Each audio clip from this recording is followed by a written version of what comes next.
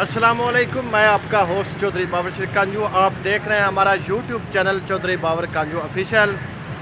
इस वक्त मैं मौजूद हूँ जलालपुर भट्टियाँ के पुराने लाड़े अड्डे पर। यहाँ पर तरीके लबैक की तरफों फंड रेजिंग का इन कैंप इतने कैंप किया गया जिससे लोग आके इन्हों की फंड रेजिंग के अपनी मदद आप दी तहत मुख्तलिफ चीज़ा जिंदगी दियाँ जिहड़ियां चीज़ां ने वो दे रहे हैं। तुसी अगर वेखदे पे हो पानी है या बोतल है, कपड़े ने, चार पाई है, मुख्तलिफ चीज़ां उन्हें इतने आवाम जमा करवा रही है। तो साडी भी गुजारिश यही है कि अगर तुसी, मैं सुबह भी एक वीडियो बनाई है उनदे विच भी दवांदा से, अगर तुसी मैनू जमा ना करा सकते तुसी अपने किसी करीबी फंड रेजिंग के कैंप लगे तुसी उत्थे आके अपनियां तमाम तर चीज़ां जिहड़ियां ज़रूरियात जिंदगी दी चीज़ें वो तुसी जमा करवा सकते हो। तो और जनाब मेरी साडे नाल मौजूद है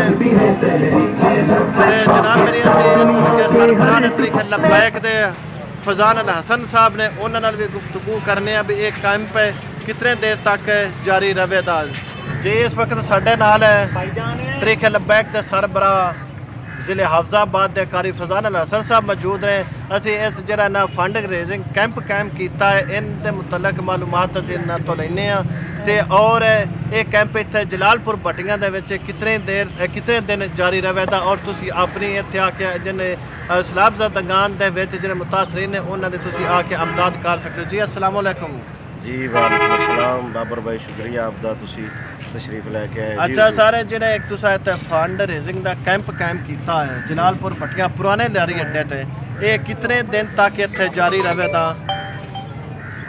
ये जी इंशाअल्लाह अजीज मरकज़ की तरफों आर्डर है जी, 3 दिन रहेगा, अज भी कल भी परसों अच्छा इंशाअल्लाह। ये फंड रेजिंग जो कैंप है 3 दिन तक जारी रहेगा। ये जो फंड इतने लोग दे रहे हैं चीज़ा लिया के, कपड़े दे रहे हैं, मंजियाँ दे रहे हैं, मुख्तलिफ ज़रूरियात जिंदगी की चीज़ा वो दे रहे हैं।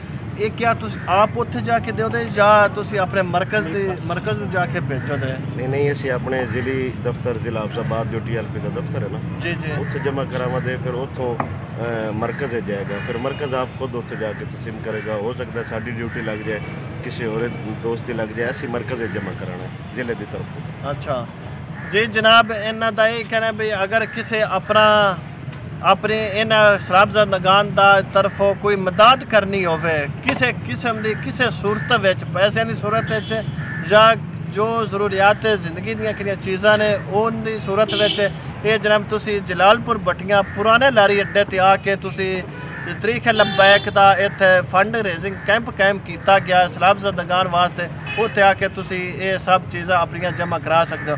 अगर मैं सोशल मीडिया पर भी इसकी मुहिम चलाई, तुसी अगर सोशल मीडिया के जरिए किसी को ना कर सकते अपने करीबी तरीके लबैक का हो गया या दीगर तनजीमां दे फंड कायम किए हैं अपने गली महल्ले शहर दे विच, तुसी उत्थे भी जाके अपने इनका फंड तुसी जमा करा सकते हो। इनका ये नहीं मतलब तुसी तरीके लबैक नूं दो, क्योंकि साडा मकसद ये वे भी उन्हें सलाम मुतासरीन की मदद करना है, चाहे किसी तरीके उनकी मदद हो जाए, ये मदद करनी चाहिए। अज जेड़े ये जनाब इतने बड़े बड़े हाजी साहबान जाते हैं जनाब मेरी, जी असी हज करन चले तो उमरा करन चले, अज हज तो उमरे का वो अज वो टाइम है, क्योंकि जेड़े बड़े बड़े उत्थे भी साहब ने जेड़े लोगों दी खुद वो आप मदद करते, अज वो खुद किसी दी मदद के मुंतजर ने।